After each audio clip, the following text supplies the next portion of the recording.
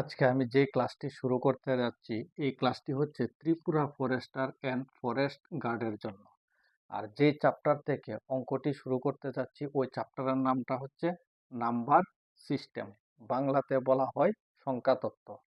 এখন দেখুন প্রথম প্রশ্নটা হচ্ছে প্রথম মৌলিক সংখ্যা, অর্থাৎ প্রথম মৌলিক সংখ্যাটা কত হবে? প্রথম মৌলিক সংখ্যাটা হবে 2। 2 নম্বর প্রশ্ন, প্রথম জোড় মৌলিক সংখ্যা। 2 নম্বর প্রশ্নটির মধ্যে বলা হয়েছে প্রথম জোড় মৌলিক সংখ্যাটি কত? প্রথম জোড় মৌলিক সংখ্যাটি হবে 2। এখন 3 নম্বর প্রশ্নটা দেখুন। 3 নম্বর প্রশ্নটার মধ্যে বলা হয়েছে প্রথম যৌগিক সংখ্যা। 3 নম্বর প্রশ্নটার মধ্যে বলা হয়েছে প্রথম যৌগিক সংখ্যাটি কত? প্রথম যৌগিক সংখ্যাটি হবে 4। এখন 4 নম্বর প্রশ্নটা দেখুন। 4 নম্বর প্রশ্নটা হচ্ছে প্রথম জোড় যৌগিক সংখ্যা। তাহলে 4 নম্বর প্রশ্নটা হচ্ছে প্রথম জোড় যৌগিক সংখ্যাটি কত? প্রথম জোড় যৌগিক সংখ্যাটি হবে 4। আর 5 নম্বর প্রশ্নটা দেখুন। 5 নম্বর প্রশ্নটাতে বলা হয়েছে প্রথম বেজোড় যৌগিক সংখ্যা, অর্থাৎ 5 নম্বর প্রশ্নটা হচ্ছে প্রথম বেজোড় যৌগিক সংখ্যাটি কত? প্রথম বেজোড় যৌগিক সংখ্যাটি হবে 9। 6 নম্বর প্রশ্নটা হচ্ছে পরপর দুটি মৌলিক সংখ্যা। 6 নম্বর প্রশ্নের মধ্যে বলা হয়েছে পরপর দুটি মৌলিক সংখ্যা কত হবে? পরপর দুটি মৌলিক সংখ্যা হবে 2 এবং 3। 7 নম্বর প্রশ্নটার মধ্যে কি বলা হয়েছে দেখুন। 7 নম্বর প্রশ্নটা হচ্ছে দুটি মৌলিক সংখ্যার সাধারণ উৎপাদকের সংখ্যা হবে 1। 8 নম্বর প্রশ্নের মধ্যে বলা হয়েছে 2 অঙ্কের ক্ষুদ্রতম মৌলিক সংখ্যা। 8 নম্বর প্রশ্ন হচ্ছে 2 অঙ্কের ক্ষুদ্রতম মৌলিক সংখ্যাটি কত হবে? 2 অঙ্কের ক্ষুদ্রতম মৌলিক সংখ্যাটি হবে 11। 9 নম্বর প্রশ্নটি হচ্ছে 2 অঙ্কের বৃহত্তম মৌলিক সংখ্যা। 9 নম্বর প্রশ্নের মধ্যে বলা হয়েছে 2 অঙ্কের বৃহত্তম মৌলিক সংখ্যাটি কত? তাহলে 2 অঙ্কের বৃহত্তম মৌলিক সংখ্যাটি হবে 97। 10 নম্বর প্রশ্নটাতে কি বলা হয়েছে দেখুন।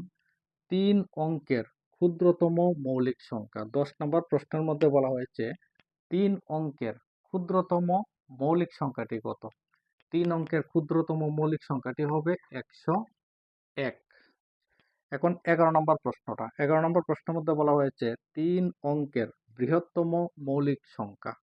11 নম্বর প্রশ্নের মধ্যে বলা হয়েছে 3 অঙ্কের বৃহত্তম মৌলিক সংখ্যাটি কত? 3 অঙ্কের বৃহত্তম মৌলিক সংখ্যাটি হবে 997। এখন 12 নম্বর প্রশ্নটা হচ্ছে 4 অঙ্কের ক্ষুদ্রতম মৌলিক সংখ্যা। প্রশ্নটার মধ্যে বলা হয়েছে 4 অঙ্কের ক্ষুদ্রতম মৌলিক সংখ্যাটি কত? 4 অঙ্কের ক্ষুদ্রতম মৌলিক সংখ্যাটি হবে 1009। এখানে প্রশ্নটি হচ্ছে 30 থেকে 50 এর মধ্যবর্তী সকল মৌলিক সংখ্যার যোগফল কত? প্রশ্নটির মধ্যে বলা হয়েছে 30 থেকে 50 এর মধ্যে যতগুলি মৌলিক সংখ্যা আছে সবগুলি মৌলিক সংখ্যার যোগফল কত? এখন দেখুন মৌলিক সংখ্যা বলতে আমরা কি বুঝি। যেমন ধরুন এখানে 37, এই সংখ্যাটাকে 1 দিয়ে ভাগ করা যাবে এবং এই 37 দিয়ে ভাগ করা যাবে। অন্য কোনো সংখ্যা দিয়ে ভাগ করা যাবে না। অন্য কোনো সংখ্যা দিয়ে যে ভাগ করা যাবে না, ওই ধরনের সংখ্যাগুলিকে বলা হয় মৌলিক সংখ্যা। আর অন্য কোনো সংখ্যা দিয়ে যখন ভাগ যাবে তখন এগুলি হচ্ছে যৌগিক সংখ্যা। এখন দেখুন 30 এবং 50 এর মধ্যে কতগুলি মৌলিক সংখ্যা আছে। তো প্রথম মৌলিক সংখ্যাটা হবে 31, তারপর প্লাস 31 এর পরের মৌলিক সংখ্যাটা আসবে 37, প্লাস 37 এর পরের মৌলিক সংখ্যাটি আসবে 41, তারপর 43, তারপর 47। এখন এই সবগুলি সংখ্যা যোগ করতে হবে। এখানে আছে 7 আর এখানে আছে 3, 10, 10 আর 1 11, 11-র সঙ্গে 7 যোগ করলে 18, 18-র সঙ্গে এই 1 যোগ করলে 19, তা হাতের থাকবে 1।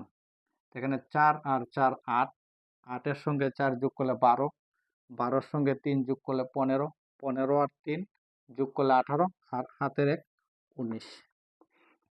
তাহলে এই অঙ্কের আনসারটা হবে 199। নেক্সট প্রশ্নটা হচ্ছে 20 থেকে 30 এর মধ্যে কয়টি মৌলিক সংখ্যা আছে? এই প্রশ্নটার আনসার কত হবে কমেন্ট করে জানাবেন। 4 নাম্বার প্রশ্নটা হচ্ছে প্রদত্ত জোড়াগুলির মধ্যে কোনটি পরস্পর মৌলিক সংখ্যা? এখানে 4টি অপশন আছে, কোন অপশনটা সঠিক হবে সেটা বের করার জন্য বলা হয়েছে। তো প্রশ্নের মধ্যে বলা হয়েছে পরস্পর মৌলিক সংখ্যা। পরস্পর মৌলিক সংখ্যার আনসারটা আমি কিভাবে বের করব দেখুন। প্রথম অপশনটার মধ্যে নাম্বার দিয়েছে 9 এবং 63। এই দুটি সংখ্যাকে 1 দিয়ে ভাগ করা যাবে, আবার এই দুটি নাম্বারকে 3 দিয়েও ভাগ করা যাবে এবং 9 দিয়েও ভাগ করা যাবে। পরস্পর মৌলিক সংখ্যা হতে হলে 1 দিয়ে ভাগ হতে হবে, অন্য সংখ্যা দিয়ে ভাগ করা যাবে না।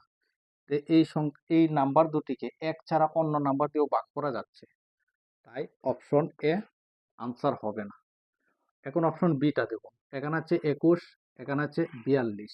এই দুটি নাম্বারকে 1 দিয়ে ভাগ করা যাচ্ছে, আবার দুটি নাম্বারকে 3 দিয়েও ভাগ করা যাচ্ছে।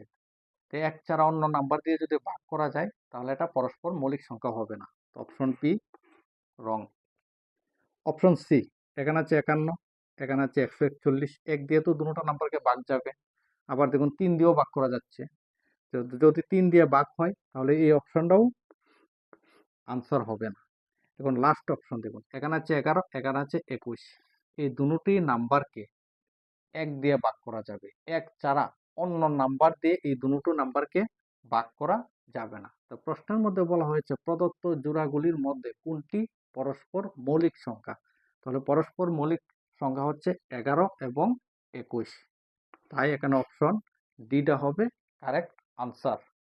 এই ধরনের অঙ্ক যদি আপনারা শিখতে চান তাহলে চ্যানেলটি অবশ্যই সাবস্ক্রাইব করে রাখবেন।